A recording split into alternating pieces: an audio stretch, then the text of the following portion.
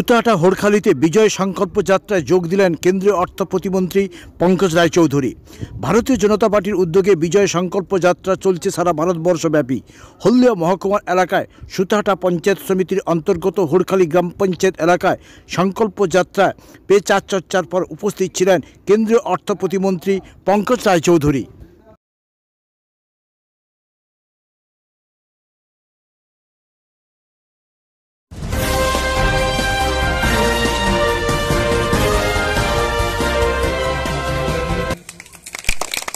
मलिक जी, श्यामल मैत्री जी, सोमनाथ भुइया जी, सिंटू सेनापति जी, हमारे मंडल अध्यक्ष, महिला मोर्चा के अध्यक्ष, सभी भारतीय जनता पार्टी के पदाधिकारीगण, यहाँ उपस्थित हमारे सभी बड़े बुजुर्ग, नौजवान साथियों, माताओं बहनों तथा प्यारे बच्चों,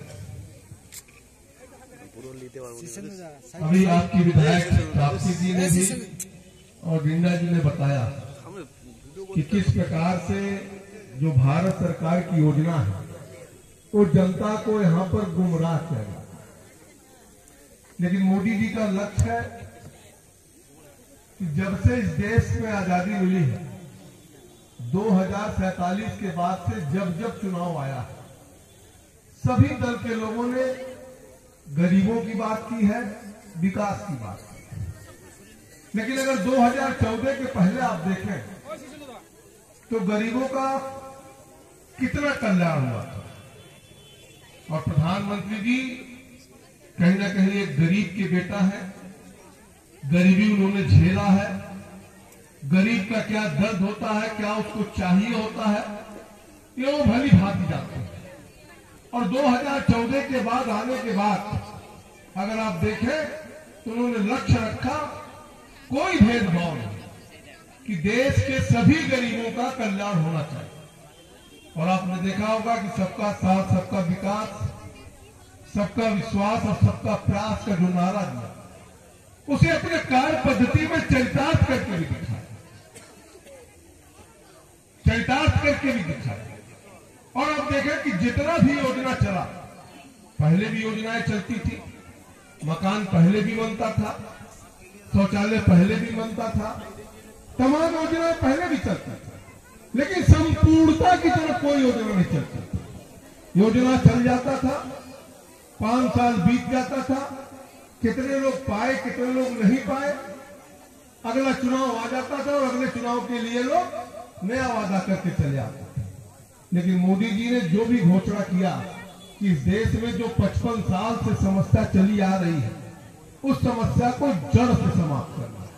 और आप सबने देखा होगा कि जितनी भी योजना चली है, चाहे वो जनधन खाता खोलना हो तो सबका खोलना है, गैस सिलेंडर देना हो तो सबको देना है, मकान देना है तो सभी पात्र व्यक्ति को देना है, शौचालय देना है तो सभी पात्र व्यक्ति को देना है, किसान सम्मान निधि देना है तो जो भी पात्र व्यक्ति है सबको देना है।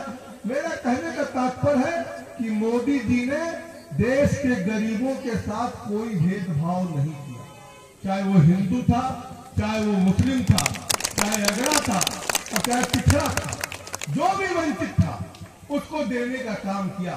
इसलिए कि भारत को जिस प्रकार से 9 साल के भीतर गरीबों के लिए मोदी जी ने काम किया है, अगर आप देखें तो 13.5 करोड़ जो डाटा होता है, 13.5 करोड़ गरीबी रेखा से लोग बाहर आ चुके हैं।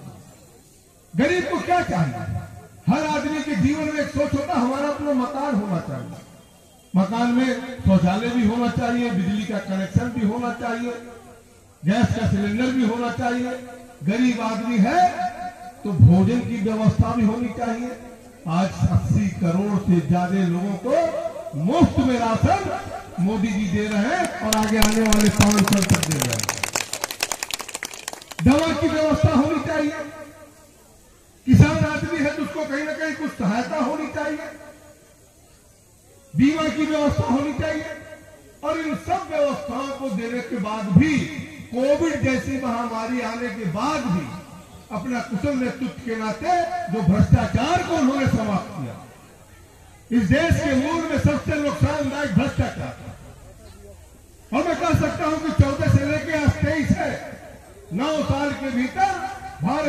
कि किसी मंत्री या किसी भी सांसद के ऊपर भ्रष्टाचार का उंगली आज तक विपक्ष के लोग भी नहीं उठा पाए। उस भ्रष्टाचार को समाप्त करते हुए एक तरफ जहां गरीबों को करोड़ों की संख्या में शौचालय दिया, 4 करोड़ लोगों को मकान दिया, 2 लाख करोड़ से ज्यादा किसानों को सहयोग किया, इस सब के बावजूद भी यही देश है, यही व्यवस्था है। इस भ्रष्टाचार को समाप्त करके जो डीबीटी के माध्यम से डायरेक्ट बेनिफिट आपके खाते में आने लगा जनधन खाता के नाते, मैं आपको बताना चाहता हूं कि 9 साल में 32 लाख करोड़ रुपया गरीबों के खाता में विभिन्न योजनाओं के माध्यम से पहुंचा है। जबकि देश के ही प्रधानमंत्री कहते थे कि 100 रुपया दिल्ली से चलता है तो 15 रुपया जनता के पास पहुंचता था, लेकिन आज 32 लाख दिल्ली से चला है तो 32 लाख करोड़ रुपया गरीब के खाते में गया है। इन सब कार्यों को करते हुए, गरीबों का कल्याण करते हुए भी अगर आप देखें तो देश की अर्थव्यवस्था को भी बढ़ाने का काम किया। केवल गरीबों का काम नहीं किया, बल्कि आप देश में विकास देखें, चाहे सड़क हो, चाहे रेलवे हो, चाहे हवाई जहाज हो, चाहे विदेशी निवेश हो, इन सब पर कहीं ना कहीं फोकस करने का काम किया। आज उसी का नतीजा है कि भारत दुनिया में 5वीं सबसे बड़ी अर्थव्यवस्था बन गई है। और उस लक्ष्य को देखते हुए प्रधानमंत्री जी ने कहा है कि हम आजादी के अमृत काल में चल रहे हैं। 2047 में जब भारत की आजादी का 100वां वर्ष मनाया जाएगा, उस समय भारत को हम विकसित राष्ट्र बनाना चाहते हैं। और जो नारा दिया ना कि सबका प्रयास हो चाहते हैं कि हम सबका जब तक योगदान नहीं होगा तब तक भारत विकसित राष्ट्र नहीं बन पाएगा। और उसी टारगेट को रखते हुए प्रधानमंत्री जी ने लक्ष्य रखा कि पहले तो घोषणाएं होती थी, 5 साल में सरकारें चली जाती थी, कितना पूरा हुआ, कितना किसको मिला, ये किसी को चिंता नहीं होता था।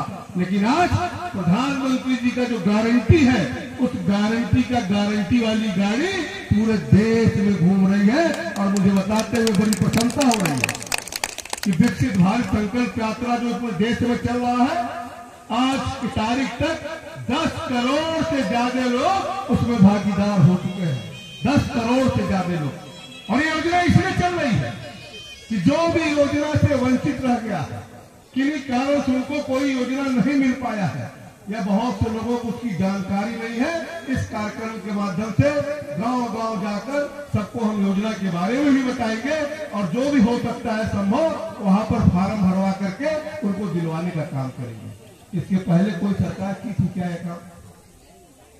इसके पहले कोई दूसरा आया कि योजना चल रही है, आपको मिला कि नहीं मिला? लेकिन मोदी जी है कि गांव-गांव भेज करके आम जन से पूछना चाहते हैं कि आप योजना का लाभ लिया कि नहीं लिया, और उसको लेना ही चाहिए।